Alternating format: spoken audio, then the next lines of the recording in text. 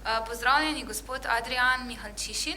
Vi ste direktor mladinskega šahovskega prvenstva tukaj v Mariboru.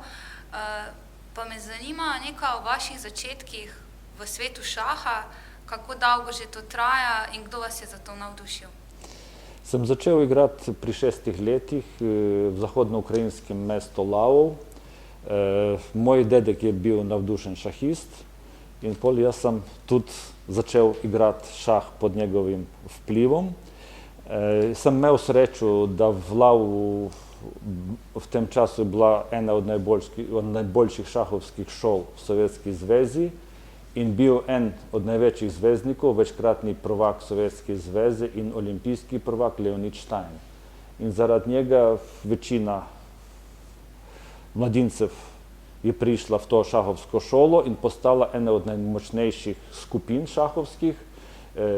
Mi smo začeli zmagati na vseh ukrajinskih prvenstvih in tudi ukrajinska ekipa, v kateri so bili večinoma naši fantje, so zmagali na prvenstvih Sovjetske zveze.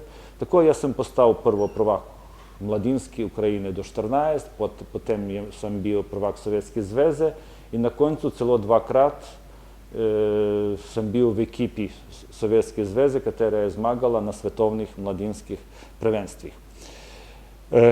Potem smo večkrat igrali že v članski konkurenci, tudi Ukrajina je bila prvakinja Sovjetske zveze večkrat in prvič sem nastopil v olimpijski reprezentanci Ukrajine na olimpijadi v Manili 1992. leta. In potem sem začel svojo trenersko kariero, treniral sem Anatolija Karpova, svetovnega prvaka, treniral sem sovjetsko reprezentanco še konc 80-ih let, katera je zmagala na svetovnih in evropskih prvenstvih. In leta 1992 sem prišel v Slovenijo z nekimi privatnimi treningi in čez 5 let sem postal trener ženske reprezentance in začel sem tudi igrati skupaj z mojim prijateljem z šole Aleksandrom Beljavskim, enim od največjih igralcev sveta. Skupaj sva začela nastopati za reprezentanto v Sloveniji in na začetku od 1999. leta do 2005 Slovenija je bila ena od najmočnejših šahovskih držav in dvakrat smo bili četrti na evropskih prvenstvih, celo 7. na šahovski olimpijadi svetovni. Ampak potem so bili ene določene nesporazume s šahovsko zvezo in sem začel trenirati tuje reprezentance, sem treniral Poljsko, Nizozemsko in zdaj treniram reprezentanco Turčije, v kateri šah razvija se zelo dinamično. Kakšno vlogo pa ima mladinsko šahovsko prvenstvo v svetu? Glavno šahovsko tekmovanje sveta je šahovska olimpijada, katera je bila v Istanbulu septembra. Na tem tekmovanju udeleži nekje 160 šahisti 160 držav celega sveta in okoli 4000 udeležencev je. In drugo najmočnejše številčno, recimo, prvenstvo, to je svetovno mladinsko, katero bo zdaj se začne v Mariboru. Ampak to ni tako glavno, to so ene tehnične podrobnosti. Najbolj pomembno je to, da večina mladih zvezdnikov in najboljši igralci sveta so igrali na teh prvenstvih in igrali zelo uspešno. Takšni igralci kot Magnus Carlsen, številka 1, Levon Aronjan z Armenije so bili svetovni prvaki v raznih kategorijah, tudi, jaz mislim, kdo je še bil, Antoneta Stefanova, svetovna prvakinja, Aleksandra Kostenjuk, vsi so bili svetovni prvaki v svojih kategorijah. Pol to pomeni, da to vidimo bodočnost šaha na teh tekmovanjih. Kako pa je kaj z šahom v Sloveniji, posebej z mladinskim šahom? Slovenija je bila najmočnejša, praktično mislim, država v bivši Jugoslaviji, šahovska, celo na začetku 50. let. Leta 50. bila prva olimpijada po vojni in ona je bila, mislim, nekje v Črni Gori in zmagala reprezentanca Jugoslavije in 3 od 6 igralcev, najboljših igralcev so bili Slovenci. In celo Šahovska zveza Jugoslavije je bila ustanovljena v Celju. In najboljši jugoslovanski igralec vseh časov je bil dr. Milan Vidmar, legenda jugoslovanskega šaha in slovenskega šaha. Potem je bil veliki igralec Bruno Parma, svetovni prvak, mladinski in en od najboljših igralcev.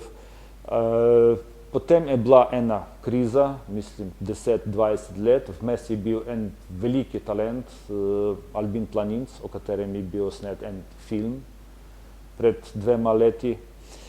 In po samosvojitvi spet se je začel šahovski boom. Celo prva olimpijska kolajna nasploh je bila kolajna od Leona Gostiše na olimpijadi v Manili 92. leta, prva slovenska kolajna.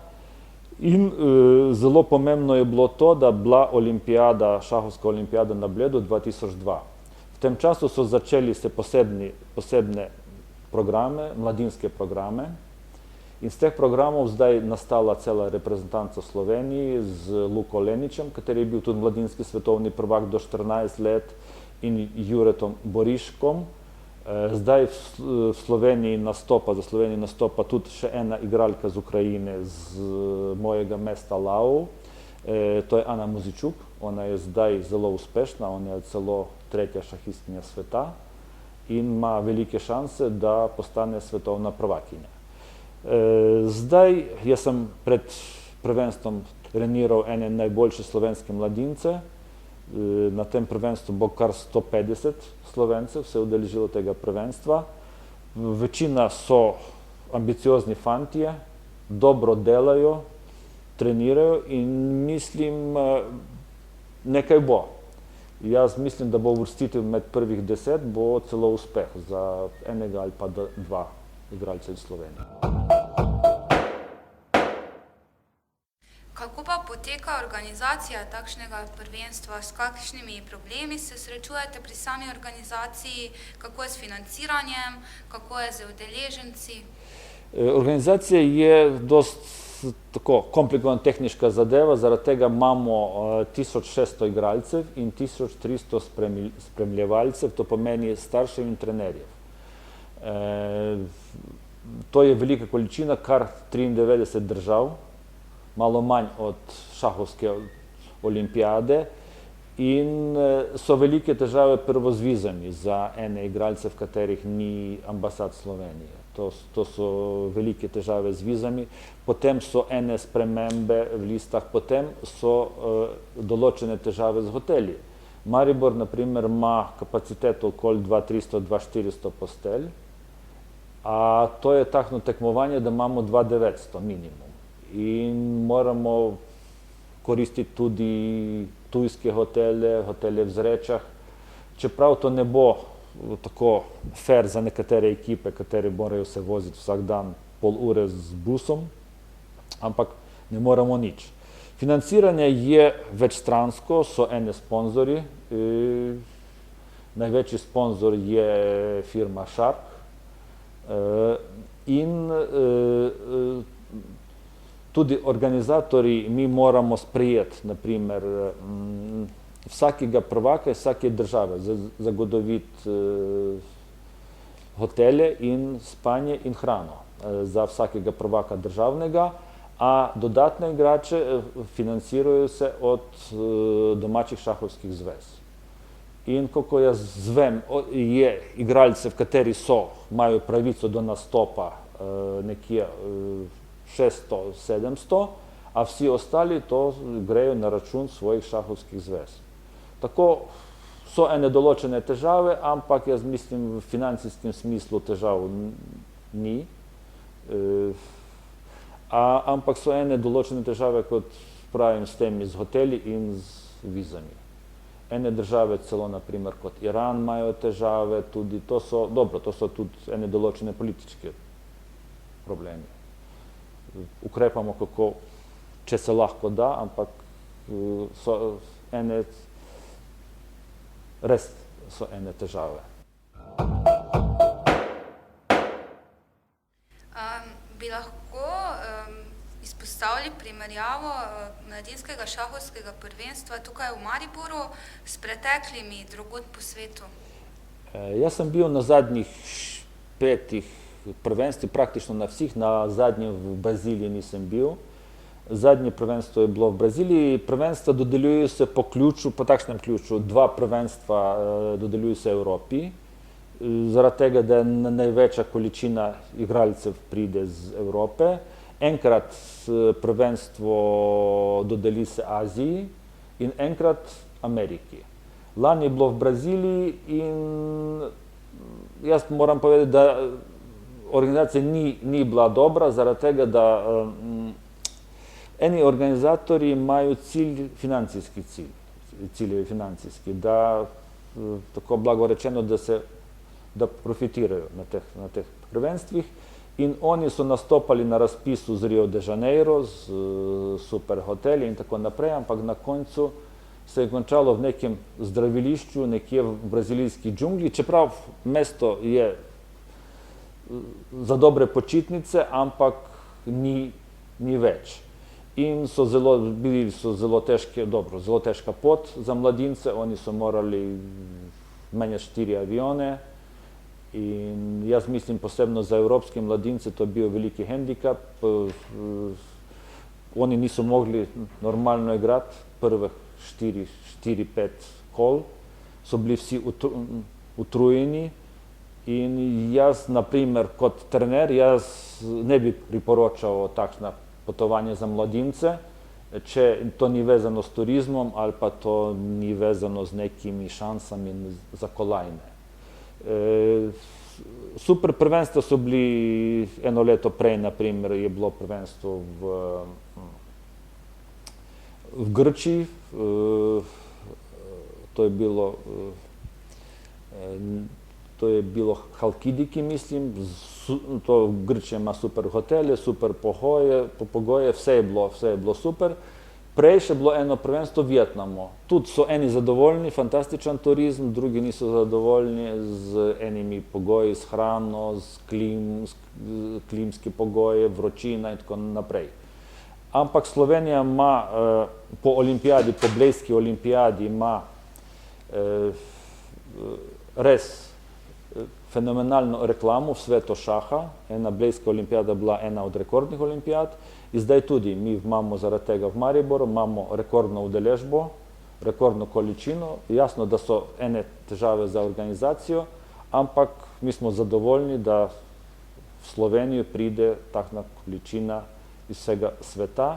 In to bo celo, mislim, okoli 40.000 nočitev v samem Mariboru.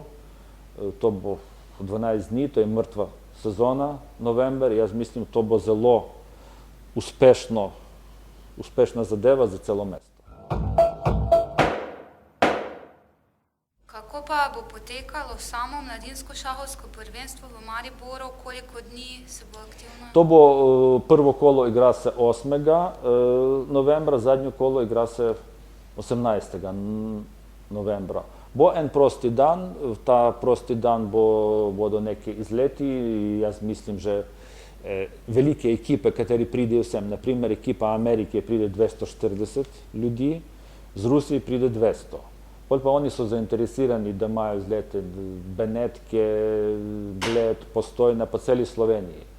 Jaz mislim, da bo vreme bo v redu in vsi bodo zadovoljni s svojim bivanjem v Mariboru. Najlepša hvala in veliko uspeha pri izvedbi prvenstva.